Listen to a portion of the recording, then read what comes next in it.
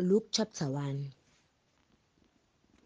Njengokuba abaningi sebezamile ukulanda ngokuhlelekile ngalezo zindaba ezigcwaliseke phakathi kwethu, njengalokho besinika zona labo ababekhona kwasekuqaleni bezibonela ngamehlo, beyizikhonzi zezwi, kwasengathi kuhle nakumina, lokhu ngizihlolisisile zonke izinto, kusukela ekuqaleni, ngikulobele ngokulandelana Theophile odumileyo, ukuze wazi ukuqiniseka kwalezo zindaba ozifundisiweyo. Emihleni kaHerodi inkosi yaseJudiya kwakukhona umpristi othile ogama lakhe nguZakhariya, esigabeni sika-Abiya, nomkakhe ongamadodakazi ka-Aroni, igama lakhe ngu-Elizabethi. Babelungile bobabili phambi kukaNkulunkulu, behamba ngayo yonke imiyalo nezimiso zenkosi, bengasoleki. Kepha babengenamntwana, ngokuba u-Elizabethi wayeyinyumba, bobabili basebekhulile. Kwathi-ke esayenza inkonzo yobupristi phambi kukaNkulunkulu, njengokuhlelwa kwesikhathi sesigaba sakubo, ngokomthetho wobupristi, kwaba nguye owabelwa ukungena ethempelini lenkosi, azoshisa impepho. Isixuku sonke sabantu sasikhuleka ngaphandle ngesikhathi sempepho. Kwabonakala kuye ingelosi yenkosi imi ngakwesokunene se-althare lempepho. UZakhariya eyibona wethuka, wehlelwa uvalo. Kepha ingelosi yathi kuye, "Ungesabi, Zakhariya, ngokuba isicelo sakho sizwakele. Umkakho u-Elizabethi uza kukuzalela indodana, uyiqambe igama lokuthi uJohane. Uzakuba nokujabula nokuthokoza wena, nabaningi bazakujabula ngokuzalwa kwakhe, ngokuba uzakuba mkhulu emehlweni enkosi. Kasoze waphuza iwayini nophuzo oludakisayo. Uzakugcwaliswa ngoMoya oNgcwele esesesiswini sikanina. Abaningi kubantwana bakwa-Israyeli uyakubaphendulela eNkosini uNkulunkulu wabo. Uyakuhamba phambi kwayo emoyeni nasemandleni ka-Eliya, ukuphendulela izinhliziyo zawoyise kubantwana nabangalaleliyo ekuqondeni kwabalungileyo, ukulungisela inkosi isizwe esilungiselweyo." UZakhariya wathi enkosini, "Ngiyakukwazi ngani lokhu na? Ingani sengiyindoda endala mina, nomkakhe uqhubekile ezinsukwini zakhe?" Ingelosi yaphendula, yathi kuye, "NginguGabriyeli mina, omiyo phambi kukaNkulunkulu. Ngithunyiwe ukuba ngikhulume kuwe, ngikubikele lezi zindaba ezinhle. Bheka-ke, uzakuba yisimungulu, ungakwazi ukukhuluma kuze kube lusuku okwenzeka ngalo lokhu, ngokuba ungakholwanga ngamazwi ami azakugcwaliseka ngesikhathi sawo." Abantu bemlindele uZakhariya bamangala ngokulibala kwakhe ethempelini. Kuthe esaphuma, wahluleka ukukhuluma kubo. Bazi ukuthi ubone umbono ethempelini. Wayelokhu ebaqhweba, wehla eyisimungulu.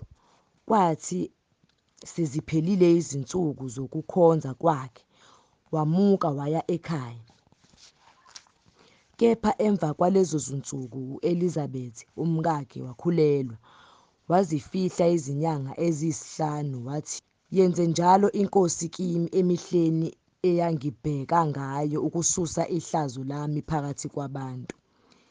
Ngenyanga yesithupha ingelosi uGabriyeli yathunywa nguNkulunkulu emzini waseGalile ogama lawo yiNazaretha, entombini eyayimiselwe indoda ebizo layo nguJosefa, wendlu kaDavide. Ibizo lentombi nguMariya. Yangena ingelosi kuye yathi, "Wena ophiwe umusa, iNkosi inawe, ubusisiwe esifazaneni." Kepha yena wathuka ngezwi layo ezindla ngokuthi kungukubingelela kuni lokhu. Ingelosi yathi kuye, "Ungesabi, Mariya, ngokuba ufumene umusa kuNkulunkulu. Bheka, uzakukhulelwa uzale indodana, uyiqambe igama lokuthi nguJesu. Yena uyakuba mkhulu, athiwe yiNdodana yoPhezukonke. INkosi uNkulunkulu iyakumnika isihlalo sobukhosi sikayise uDavide. Uyakuba yinkosi yendlu kaJakobe ukuze kube phakade, nombuso wakhe awuyikuba nakuphela."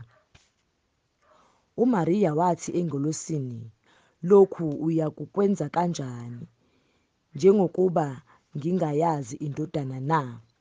Ingelosi yaphendula yathi kuye, "Umoya oNgcwele uzakuza phezu kwakho, amandla oPhezukonke akusibekele. Ngakho-ke okungcwele okuzozalwa kuzakuthiwa indodana kaNkulunkulu.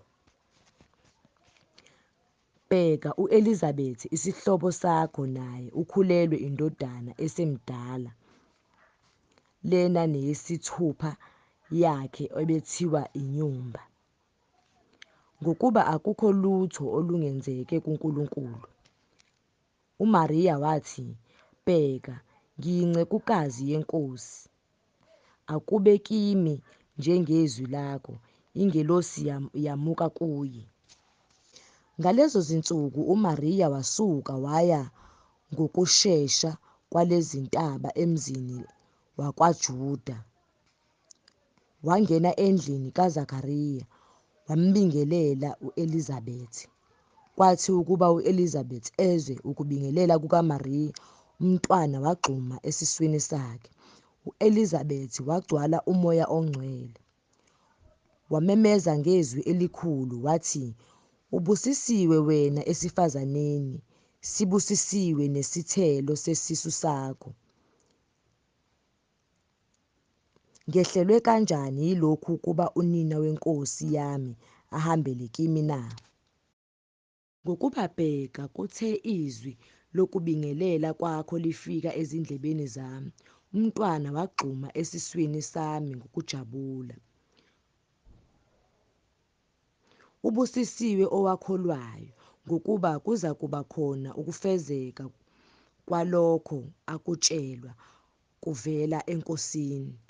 Wayesethi uMariya, "Umphefumulo wami uyayitusa iNkosi, nomoya wami uyathokoza kuNkulunkulu uMsindisi wami, ngokuba ubhekile ubuphansi bencekukazi yakhe. Bheka, kusukela manje izizukulwane zonke ziyakuthi ngibusisiwe, ngokuba uSomandla ungenzele izinto ezinkulu, igama lakhe lingcwele. Isihawu sakhe sikuzo izizukulwane ngezizukulwane kubo abamsabayo. Wenzile amandla ngengalo yakhe, uchithile abazindlayo ekuzindleni kwenhliziyo yabo. Uwisile amakhosi ezihlalweni, uphakamisile abantukazana. Abalambileyo ubasuthisile ngezinto ezinhle, abacebileyo ubamukiseze. Uyisizile inceku yakhe u-Israyeli, ukuze akhumbule isihawu, njengalokho akusho kokhokho bethu, ku-Abrahama nenzalo yakhe kuze kube phakade." UMariya wahlala naye kungathi izinyanga ezintathu wabuyela ekhaya. Saphelela-ke isikhathi sika-Elizabethi sokuba abelethe, wazala indodana. Abakhelene naye nezihlobo zakhe bezwa ukuthi iNkosi yenze isihawu sayo saba sikhulu kuye, bathokoza naye. Kwathi ngosuku lwesishiyagalombili beza ukusoka umntwana, bamqamba ngegama likayise uZakhariya. Unina wayesephendula ethi, "Qhabo, uzakuthiwa uJohane." Bathi kuye, Akakho noyedwa emndenini wakini obizwa ngalelo gama. Bamqhweba uyise ukuthi ufuna ukumqamba ngaliphi. Wabiza isileti waloba ukuthi nguJohane igama lakhe. Bamangala bonke. Kwase kuvuleka umlomo wakhe khona lapho nolimi lwakhe, wakhuluma embonga uNkulunkulu. Bonke abakhelene nabo behlelwa ngukwesaba. Bakhuluma ngazo zonke lezo zindaba kulo lonke lezintaba zaseJudiya. Nabo bonke abazizwayo bazigcina ezinhliziyweni zabo. Bathi, "Kodwa lo mntwana uyakuba yini na? Isandla seNkosi sasinaye." UZakhariya uyise wagcwala uMoya oNgcwele, waprofetha wathi, "Mayibongwe iNkosi, uNkulunkulu ka-Israyeli, ngokuba ibahambele abantwana bayo, yabenzela inkululeko, yasivusela uphondo lwensindiso endlini kaDavide inceku yayo, njengalokho yakhuluma ngomlomo wabaprofethi bayo abangcwele basendulo. Insindiso ezitheni zethu nasesandleni sabo bonke abasizondayo, okhokho bethu isihawu, nokukhumbula isivumelwano sayo esingcwele, isifungo eyasifunga kubaba u-Abrahama, ukusinika ukuba sithi sikhululiwe esandleni sezitha zethu, siyikhonze singanakwesaba, ngobungcwele nangokulunga phambi kwayo zonke izinsuku zethu. Nawe-ke mntwana, uyakuthiwa umprofethi woPhezukonke, ngokuba uyakuhamba phambi kweNkosi ukulungisa izindlela zayo, ukunika abantu bayo ukuyazi insindiso ngokuthethelelwa kwezono zabo, ngemisesane yesihawu sikaNkulunkulu wethu esizakuhanjelwa ngayo ngokusa kwaphezulu, ukubakhanyisela abahlezi ebumnyameni nasethunzini lokufa, nokuqondisa izinyawo zethu endleleni yokuthula." Wakhula-ke umntwana waba namandla emoyeni, wahlala ehlane kwaze kwaba lusuku lokubonakaliswa kwakhe ku-Israyeli. Luke chapter 2, ngokukaLuke isikwana sesi-2. Kwathi ngalezi zinsuku kwaphuma isimemezelo kuKesari Awugustu sokuba kubalwe izwe lonke. Lokhu kubalwa kokuqala kwenziwa uKhureniyu engumbusi waseSiriya. Bonke bayakubalwa, yilowo nalowo emzini wakubo. Naye uJosefa wakhuphuka ephuma eGalile emzini waseNazaretha, waya eJudiya emzini kaDavide okuthiwa iBhethilehema, ngokuba wayengowendlu nozalo lukaDavide, ukuyobala kanye noMariya owamiselwa ukuba abe ngumkakhe ekhulelwe. Kwathi-ke besalapho, zaphelela izinsuku zokuba abelethe. Wazibula ngendodana, wayembesa, wayilalisa emkhombeni, ngokuba bantula indawo endlini yezihambi. Kwakukhona abelusi kulelozwe ababehlezi endle, belinde umhlambi wabo ebusuku.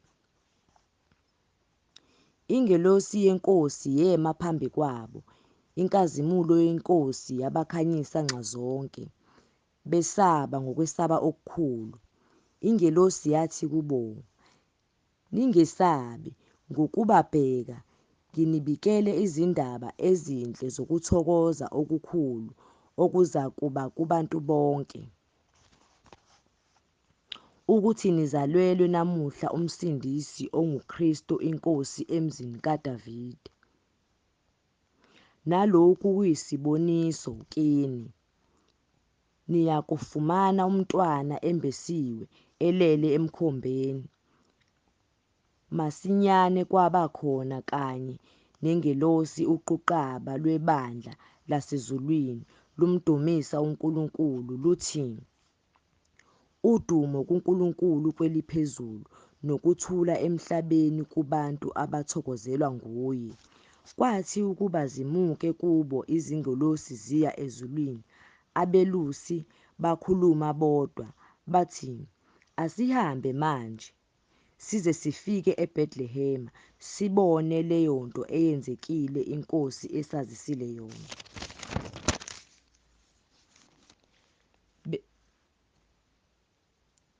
Bephuma bafika, bafumanisa oMariya noJosefa nomntwana elele emkhombeni. Sebebonile balanda ngalelozwi ababetshelwe lona ngalo mntwana.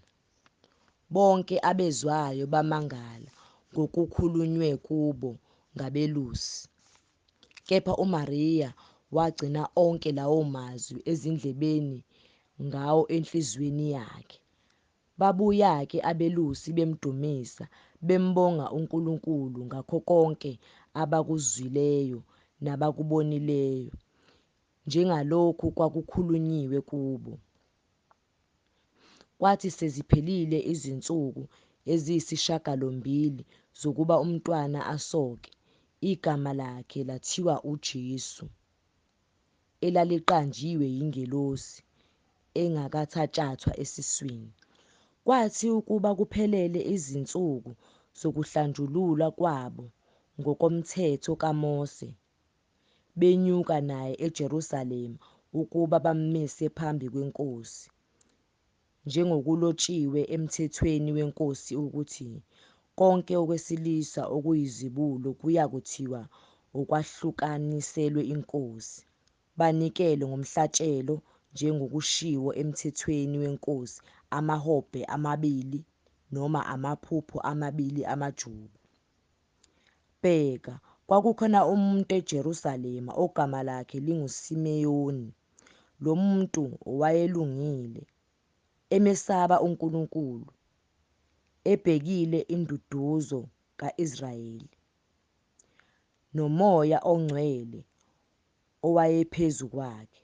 Kwakubonakalisiwe kuye nguMoya oNgcwele ukuthi akayikubona ukufa engakamboni uKristu weNkosi. Wafika ngomoya ethempelini, kwathi ukuba abazali balethe umntwana uJesu ethempelini ukuba benze kuye njengesiko lomthetho. Wamamukela ngokumgona, wambona uNkulunkulu, wathi, "Sale usumukisa ngokuthula inceku yakho Somandla, njengezwi lakho, ngokuba amehlo ami abonile insindiso yakho, oyilungise ebusweni babantu bonke, ukukhanya kokwambulela abezizwe nenkazimulo yesizwe sakho u-Israyeli." Uyise nonina bamangala ngalokho okukhulunywa ngaye. USimeyoni wababusisa, wathi kuMariya unina, "Bheka, lo umiselwe ukuwa nokuvuka kwabaningi ku-Israyeli, nesibonakaliso esiphikwayo. Yebo, inkemba iyakudabula nowakho umphefumulo, ukuba kwambulwe izizindlo zenhliziyo eziningi." Kwakukhona nomprofethi u-Ana, indodakazi kaFanuweli, owesizwe sika-Aseri.